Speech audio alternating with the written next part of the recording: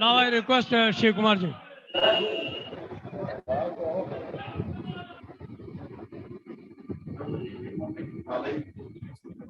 ARF के अध्यक्ष और ARF के इस 96th एनुअल जनरल कन्वेंशन का अध्यक्ष कॉमरेड कन्हैया जी,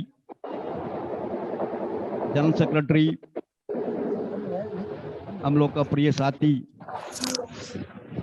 और हमारा नेशनल काउंसिल JCM का सेक्रेटरी स्टाफ से कॉमरेड शिव गोपाल मिश्रा जी और ऑल इंडिया रेलवेमैन फेडरेशन के सभी सीनियर नेतागण और डेलीगेट साथियों, हम हमारा all India defence employees federation के अध्यक्ष कॉमरेड SN पाठक और हमारा तरफ से और पूरा देश का 4 लाख डिफेंस सिविलियन कर्मचारी का तरफ से आप सबको क्रांतिकारी अभिनंदन करना चाहता हूं। आप सबको हमारा लाल सलाम। As Comrade Misra ji has rightly told, the fraternal relationship between AARF and AIDEF, it is more than 65 years old. And personally for me, I had the opportunity, मुझे मौका मिला AARF का वरिष्ठ नेता कॉमरेड उमराव पुरोहित साहब, चौबे जी, अकल दास गुप्ता जी, अवराज मिश्रा जी, भोसले जी, इन सब का साथ वेरी क्लोजली काम करने का मौका मिला। ये हमारे लिए बहुत सौभाग्य है। It's a proud privilege for me to work with all these leaders. And today when your 96th annual general council meeting is taking place through virtual media because of the COVID-19 pandemic, situation is very serious. Mishra ji ने उनका general secretary का report place करने का समय in writing and उनका भाषण में भी देश का परिस्थिति के बारे में, रेलवे मैन आज क्या परिस्थिति में है, उसका विस्तार में आप लोग का सामने रिपोर्ट रखा है। ये केवल रेलवे मैन का प्रॉब्लम नहीं है, इस देश का वर्किंग क्लास का प्रॉब्लम है। सरकार का नीति आज मजदूर का फेवर में नहीं है, कॉर्पोरेट्स का फेवर में है, मजदूर का खिलाफ में है। बिना कोई डिस्कशन, आप सबको मालूम है, 4 लेबर कोड उन्होंने पास किया। हमारा देश का मजदूर तो 100 साल लड़ाई करके कितना भी लेबर लॉस उनका फेवर में बनाया, वो सब बदल करके 4 कोड में लेके आ चुका है इस सरकार। पार्लियामेंट का बाहर भी डिस्कशन नहीं था, पार्लियामेंट का अंदर भी डिस्कशन नहीं था। फिर सरकार का नीति भी एकदम क्लियर है, गवर्नमेंट डिपार्टमेंट को कॉर्पोरेटाइज करो, उसको पहले पब्लिक सेक्टर में कन्वर्ट करो, बाद में फिर प्राइवेटाइज करो। ये भी उनका नीति क्लियर है। Doing business is not the business of the government. This is what our honourable prime minister has declared. So railway is not a business. How can railway be treated as a business? How can defense be treated as a business? How can be postal service treated as a business? लेकिन सरकार के लिए ये सब business है। Everything has to be viewed on a commercial angle. So वो नीति मन में रख के अब रेलवेज को प्राइवेटाइज करो, डिफेंस को प्राइवेटाइज करो, रेलवे प्रोडक्शन यूनिट्स को कॉर्पोरेटाइज करो।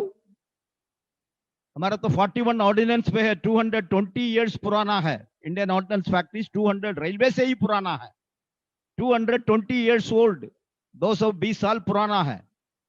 उस 41 ऑर्डिनेंस फैक्ट्रीज को पिछले 5 मिनिस्टर लोग ने रिटर्न में आश्वासन दिया, जॉर्ज फर्नांडिस से लेके मनोहर पर्रिकर तक, हम ऑर्डिनेंस फैक्ट्रीज को कॉर्पोरेटाइज नहीं करेंगे। बिकॉज ऑर्डिनेंस फैक्ट्री एक कमर्शियल ऑर्गेनाइजेशन नहीं है। ऑर्डिनेंस फैक्ट्री हमारा आर्मी, नेवी, एयरफोर्स के लिए डिफेंस का इक्विपमेंट्स बनाने का वो काम उनका है। तो इसीलिए उसको कॉर्पोरेटाइज करने का कोई मतलब नहीं है। कारण इस फैक्ट्रीज में एक स्पेयर कैपेसिटी वार रिजर्व मेंटेन करना बहुत जरूरी है। नहीं तो कोई भी ऐसा सिचुएशन, कैसे कारगिल क्राइसिस आया, उस समय हमारा वर्कर पूरा रात पूरा दिन मेहनत करके प्रोडक्शन को डबल किया। ये पॉसिबल कैसे होगा? बिकॉज हमारा पास स्पेयर कैपेसिटी हमेशा रहता है। उस स्पेयर कैपेसिटी केवल सरकार में रहने में मेंटेन कर सकता है। उसको एक कमर्शियल कंपनी में आप बदल करेगा, कन्वर्ट करेगा, फिर तो everything will be on commercial angle. No public sector can maintain spare capacity and pay salary to their employees. लेकिन इस सरकार वो सब सुनने का तैयार नहीं है।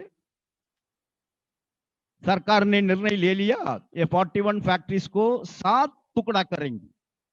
ये सिंगल कॉर्पोरेशन नहीं है, उसको 7 कॉर्पोरेशन कर दिया। उद्देश्य क्या है?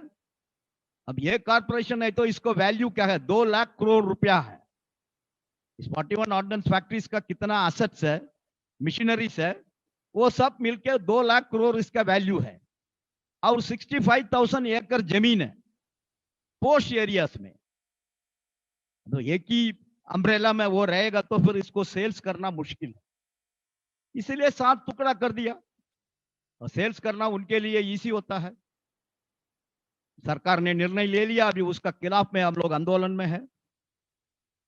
हम लोग ने अनिश्चितकाल हड़ताल जाने के लिए तैयारी में था, लेकिन सरकार, एक तो एक इंडस्ट्रियल डिस्प्यूट है, ऑर्डिनेंस फैक्ट्री कॉर्पोरेटाइजेशन में रहेगा, सरकार में रहेगा। ऑर्डिनेंस फैक्ट्री का कर्मचारी बेसिकली केंद्र सरकार कर्मचारी है। आप कैसे सेंट्रल गवर्नमेंट एम्प्लॉइज है, हम लोग भी सेंट्रल गवर्नमेंट एम्प्लॉइज है। आर्टिकल 309 का अंदर हमारा भर्ती हुआ, हमारा सैलरी तो कंसोलिडेटेड फंड ऑफ इंडिया से पेमेंट हो रहा है, लेकिन ओवरनाइट हमारा सर्विस को बदल करके अब बोल रहा है आप कॉर्पोरेशन का कर्मचारी बनाओ। This is an industrial dispute. Industrial dispute कैसे डील करना है? आप नेगोशिएट करो, अग्रीमेंट करो, नहीं तो चीफ लेबर कमिश्नर के सामने तो कंसिलिएशन हुआ, उस कंसिलिएशन उन्होंने फेल कर दिया। अब फेलियर के बाद उसको लेबर कोर्ट को रेफर करना है, सीजीआईटी को, वो भी नहीं किया। कुछ भी नहीं किया, कोई डेमोक्रेटिक नॉर्म्स को फॉलो नहीं किया, आईडी एक्ट को फॉलो नहीं किया, लेकिन सरकार ने डिक्लेयर कर दिया। अभी हम लोग हड़ताल में जारा करके अचानक 30 जून को एक ऑर्डिनेंस प्रेसिडेंट का नाम पर प्रोमulgate किया, एसेंशियल डिफेंस सर्विस ऑर्डिनेंस। उसमें आप स्ट्राइक नहीं कर सकता, स्ट्राइक का डेफिनेशन ही बदल कर दिया। इवन आप ओटी, आपको ओवर टाइम में डाल रहा है मैनेजमेंट, 1 घंटा ओटी करो बाबा। आप बोलता है बस साहब आज हमारा बीवी का हेल्थ खराब है, उसको हॉस्पिटल को लेके जाना है, इसीलिए हम आज ओवर टाइम नहीं कर सकता है, उसका भी स्ट्राइक में जोड़ दिया। Even if you boycott overtime, even if you ask for an exemption from working overtime, वो भी एक स्ट्राइक है। तो आप स्ट्राइक करेगा तो पनिशमेंट क्या है? Dismissal from service without inquiry. सरकार कर्मचारी का प्रोटेक्शन है आर्टिकल 311 में, बिना कोई इंक्वायरी आपका ऊपर कोई मेजर एक्शन नहीं ले सकता। लेकिन इस कानून में, इस ऑर्डिनेंस में रखा है आपको बिना इंक्वायरी आपको डिसमिस कर सकता है। आप हड़ताल में पार्टिसिपेट किया, 1 साल आपको जेल है, 10,000 रुपया पनिशमेंट है। हड़ताल करने के लिए किसी को बोला, आपको 2 साल जेल है और 15,000 रुपया आपको फाइन है। आप हड़ताल का फेवर में 10 रुपया डोनेशन दिया, आपको भी 1 साल का जेल है। ऐसा कानून देश का आजादी के बाद, अब ब्रिटिशर्स के जमाने में भी ऐसा कानून नहीं था इस देश में। ब्रिटिशर का जमाना में बहुत कानून था, वो भी ड्राकोनियन था, लेकिन इतना ड्राकोनियन कानून अब देश का आजादी के बाद फर्स्ट टाइम बना के रखा है। शेम तो होना चाहिए सरकार को, सरकार को शेम होना चाहिए। एक इंडस्ट्रियल डिस्प्यूट, वो भी एक 76,000 एम्प्लॉइज इस 41 फैक्ट्रीज में काम कर रहा है, उनसे बैठ के बातचीत करके उनका दर्द क्या है, उनका कष्ट क्या है, उनका डिफिकल्टीज क्या है, वो डिस्कस करके ठीक करने का तैयार नहीं है। लेकिन ऑर्डिनेंस एक ड्रैकोनियन काला कानून, जंगल कानून उन्होंने कर दिया। अभी पार्लियामेंट का अंदर भी उसको रखा है कैसे भी। अभी तो पार्लियामेंट आपको मालूम है, कोई एक्ट कोई बिल पार्लियामेंट का अंदर डिस्कस नहीं होता है। अपोजिशन कुछ अल्लाह गुल्ला करेगा, इन लोग इस बीच में सभी बिल पास करें। यही तो हो रहा है। फार्मर्स का भी ऐसा ही हुआ, लेबर कोर्ट्स भी ऐसा ही हुआ, अभी ये 800 भी ऐसा ही हो रहा है। लेकिन हम लोग छोड़ता नहीं है, हम लोग उसका खिलाफ में लड़ाई में है, संघर्ष में है। कंटिन्यूअस लगातार सभी फैक्ट्रीज का गेट में एजिटेशन तो चल रहा है, लीगल एक्शन को भी हम लोग प्रयास कर रहा है। इस पूरा आंदोलन में, इस पूरा एजिटेशन में मुझे बहुत खुशी है। All India railway man federation को लेके इस देश का सभी सेंट्रल ट्रेड यूनियंस फेडरेशन हमको मदद कर रहा है। देश का पूरा वर्किंग क्लास एक हो चुका है। सरकार ने एक गलत कैलकुलेशन किया, हम ऐसा एक ऑर्डिनेंस डिक्लेयर करेगा, पूरा हड़ताल बंद हो जाएगा, डिफेंस कर्मचारी चुप बैठेगा। लेकिन वो तो काउंटर प्रोडक्टिव हो गया, वो तो सरकार का ऊपर ही बूमरंग हो गया। अभी इस ऑर्डिनेंस का वजह से आप लोग लेके, रेलवे मैन लेके, रेलवे वुमन लेके, देश का पूरा वर्किंग क्लास अभी एक प्लेटफॉर्म में, एक मंच में आके इस कानून को विरोध कर रहा है, इस कानून का विरोध में संघर्ष कर रहा है। ऑर्डिनेंस फैक्ट्रीज का कॉर्पोरेटाइजेशन विड्रॉ करो करके लड़ाई में है। तो सरकार का कैलकुलेशन तो मिसकैलकुलेट हो गया, सरकार का जजमेंट गलत हो गया। तो ऐसा परिस्थिति में आपको, इसलिए तो मिश्रा जी ने बोला आज डिफेंस कर्मचारी का ऊपर अटैक, कल तो रेलवे मैन का ऊपर आएगा, रेलवे एम्प्लॉयज का ऊपर आएगा, पोस्टल एम्प्लॉयज का ऊपर आएगा। देश का कितना भी कर्मचारी है उनका ऊपर। Actually Mishra ji, if you see, उस कानून में आप भी आएगा। आपके लिए नया कानून का जरूरत नहीं है, आप विस्तार से उस ऑर्डिनेंस पढ़ेगा।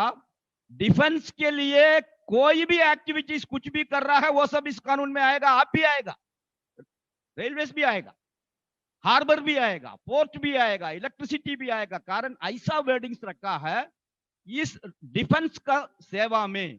तो बिना रेलवे डिफेंस का सेवा कैसे चलेगा? हम तो इक्विपमेंट्स बना रहा है तो आप ही लेके जाता है उसको, यूनिट्स को।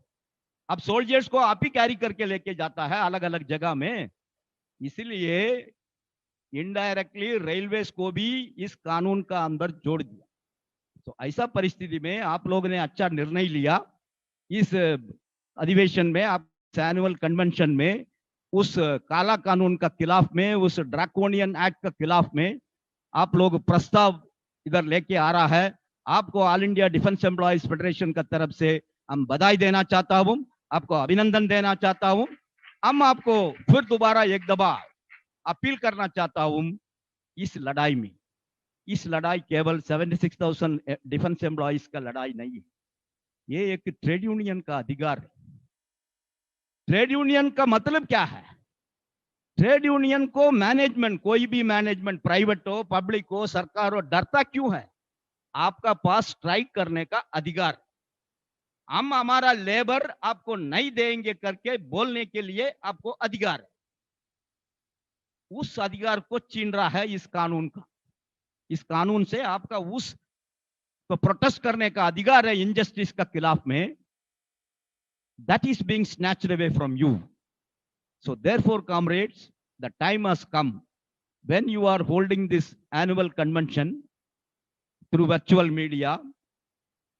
My only appeal is the entire central government employees, and you are the major contributor of that. And Misra ji is our convener of the National Joint Council of Action.